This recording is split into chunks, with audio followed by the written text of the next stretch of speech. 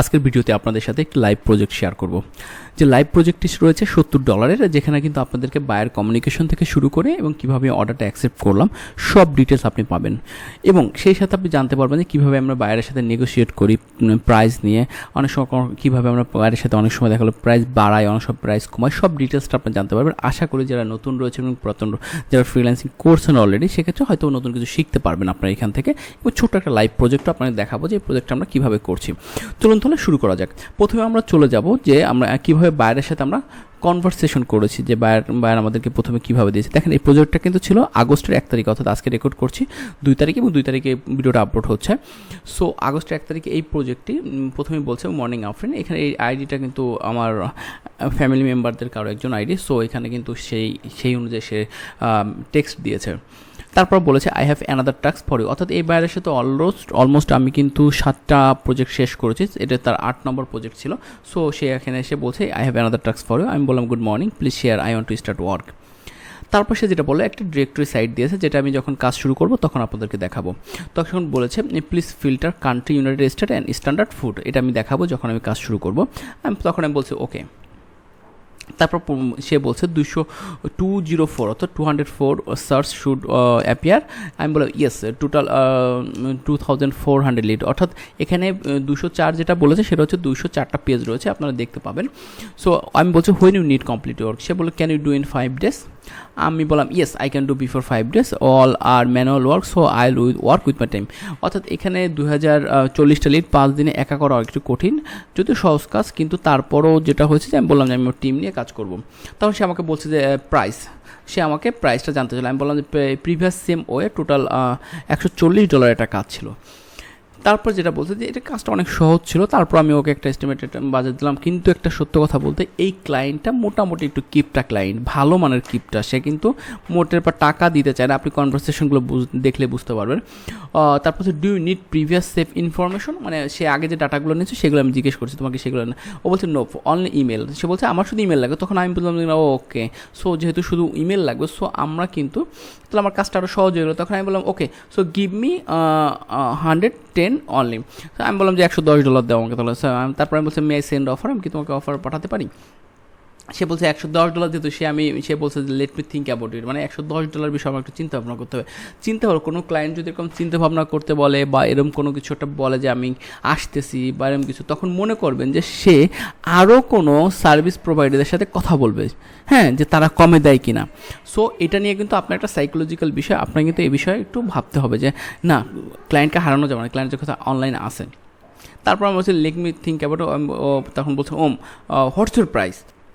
তারপর ও যেটা বলছে যে আমি বলছি যে what's your price, I am not sure about your budget. আমি বুঝতে পারছি যে ও হয়তো বা একটু মোচড় কাটতেছে বা চলে যেতে চাচ্ছে বা অন্য কারোর সাথে কথা বলবে। তখন আমি একটু বললাম যে I am not sure about your budget. তারপর দেখি ও কী বলছে। ও বললো যে $60 অর্থাৎ $60 বলছে। তারপর আমি ওকে বললাম I will gate only 48 only, অর্থাৎ $5 কিন্তু $60 যদি সে দেয় 20% কেটে নিলে অনলি $48 পাবো আমি। So do 80 please. তখন আমি জায়গাটা যেহেতু সহজ, তখন আমি ওকে একটা প্রস্তাব দিলাম তুমি $80 করো। তারপর আই থিঙ্ক ও বলছে I think 60 is fair offer, I have given plenty of work, will continue to do so. I have given plenty, ও আমাকে বলতেছে তোমাকে আমি আরও অনেক কাজ দেবো, প্লেন্টি মানে হিউজ একটা কাজ দিবে, সো এটাতে কন্টিনিউ করো। পরে আমি ওকে একটু বললাম যে আই এম হ্যাপি উইথ 60, মানে আমি তোমার সাথে খুশি, কিন্তু if you give me 60 I will get 48, so if you give me 75 I will get 60, so make 75। Okay, ও বললো যে okay let me come back to you. তারপরেও কিন্তু ও চলে যেতে যাচ্ছে। আমি চাচ্ছি যে না, ও চলে না যাক, আমি চাই যে ওর সাথে আমি কাজটা এখনই ডিল ফাইনাল করার জন্য। তখন আমি বললাম ডু ইউ আন্ডারস্ট্যান্ড। তারপর আমি আবার লিখছি যে আই এম হ্যাপি উইথ, আবার লিখছি সেম প্যাসেজে if you give me 64 K let me, sorry একই মেসেজ আমি 2বার স্ক্রিনশট নিয়ে ফেলেছি।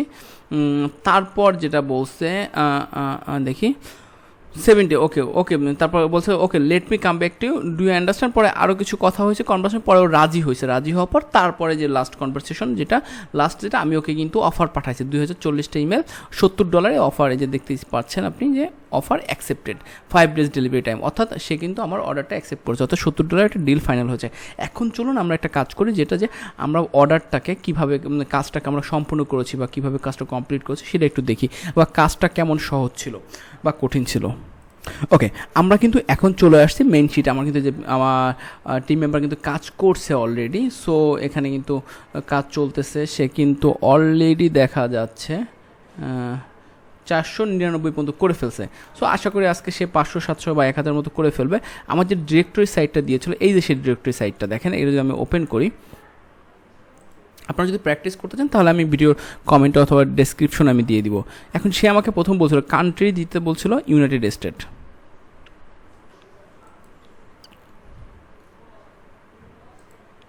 এখানে ইউনাইটেড স্টেট লিখি, ইউনাইটেড বলছে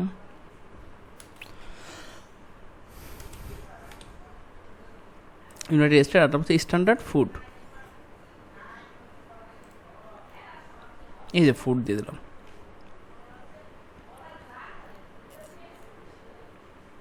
আমরা বলছিলাম যে এখানে কিন্তু 204টা পেজ আছে, দেখছেন এই যে 204টা পেজ শো করতেছে, প্রত্যেকটা পেজে 10টা করে রয়েছে। সো 2040টা ইমেল রয়েছে এখানে, কিন্তু অনেক ডুপ্লিকেট থাকতে পারে, অস্বাভাবিক কিছুই না। সো ও এখানে আমাকে বলছে যে শুধু ওর ইমেল লাগবে। সো আমি শুধু ইমেলগুলো বের করবো, এখানে প্রত্যেকটা কোম্পানি রয়েছে, প্রত্যেকটা কোম্পানি ইমেলগুলো আমি ওকে বের করে দিব। সো চলুন শুরু করা যাক। এখানে দেখেন প্রত্যেকটা কোম্পানি ইমেলে যদি যাই, এখানে আমার একটা কোম্পানির ডিটেলসে যদি যাই, ডিটেলসে এই যে একটা ইমেল, জাস্ট এই ইমেলটা কপি করব আর এখানে বসাই দিয়ে, বসানো আছে বসাই দেবো, পেস্ট, শেষ। এরপর আমরা ব্যাকে যাব, এখানে যাব, এই যে ইমেলটা কপি করব, ইমেলটা কপি করব, পেস্ট করব। এভাবে আমাকে প্রত্যেকটা কাজ আমাকে মোটামুটি কীভাবে করতে হবে, একদম 2040টা লিড কিন্তু বের করতে, শুধু ইমেল বের করা কাজ, এরকম এটা কোনো সহজ কাজ। আমি যদি যখন আমি টিম মেম্বারদের কাজ করবো, তখন হয়তো তাকে আমি পার ইমেলে $1 করে দিয়ে দিব।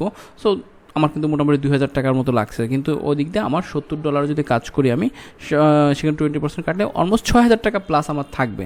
সেখানে আমার টিম মেম্বারকে যদি একটা অ্যামাউন্ট দিয়ে দেয়, সেক্ষেত্রে তাও আমার অলমোস্ট 5 থেকে 5000 টাকা প্লাস আমার থাকছে। So this a good deal, I think. এটা আমি জানি যে ভাবতেছে, অনেকে ভাববেন যে ভাই এটা তো ঠিক হলো না, এত কম টাকা।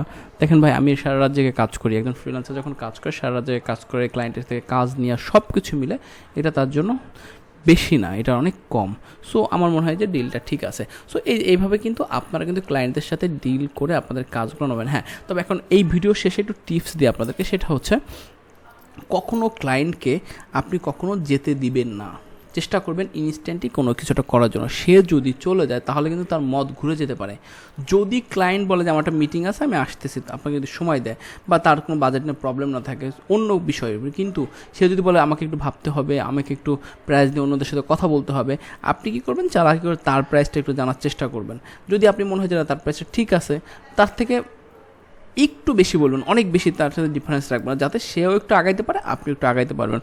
ক্লায়েন্টকে সবসময় চেষ্টা করবেন যে বোঝানোর জন্য, যে দেখ এইটা করলে আমি এতটুকু পাবো, তোর কাজে আমার এতটুকু সময় ব্যয় হবে, সব কিছু একটু বুঝায় যদি আপনি বলতে পারেন, ক্লায়েন্টটা কিন্তু সবসময় আপনাকে কাজ দিবে এবং সে কিন্তু অন্য কাউকে কাজ দেবে। ক্লায়েন্টটা সবসময় কাজ চায়, তারা কিন্তু চায় না সে যেই কাজ করুক, তার কিন্তু দেখার বিষয় না, তার কথা হলো তার কাজটা সঠিকভাবে হয় কিনা। সো তার কাজ যদি সঠিকভাবে, কে কীভাবে করলো ডাজন্ট ম্যাটার। সো আপনাকে বলবো যে আপনি যখন কাজ করবেন তাহলে কিন্তু অবশ্যই কিন্তু ক্লায়েন্টের সাথে আরেকটা কাজ করবেন, যে সেটা হচ্ছে একটা সিক্রেট, যে আপনি যখন ক্লায়েন্টের সাথে কথা বলবেন, একটার পর একটা টেক্সট তাকে বিজি রাখবেন। সে যদি অন্য কাউকে টেক্সট দেওয়ার সময়টা না পায়, তাহলে দেখবেন যে আপনার কাজ পাওয়ার সম্ভাবনা 90% চলে আসবে। আশা করি আপনার এই ভিডিওটা অনেক ভালো লেগেছে এবং উপকার হচ্ছে। যদি কোনো কিছু জানার থাকে অবশ্যই কমেন্ট করবেন, আর যদি চ্যানেলটি সাবস্ক্রাইব করে না থাকেন সাবস্ক্রাইব করবেন, এবং ভালো লাগলে অবশ্যই একটা কমেন্ট এবং একটা লাইক দিয়ে পাশে থাকবেন। ধন্যবাদ সকলকে। পরবর্তী ভিডিও দেখার জন্য আমন্ত্রণ রইল।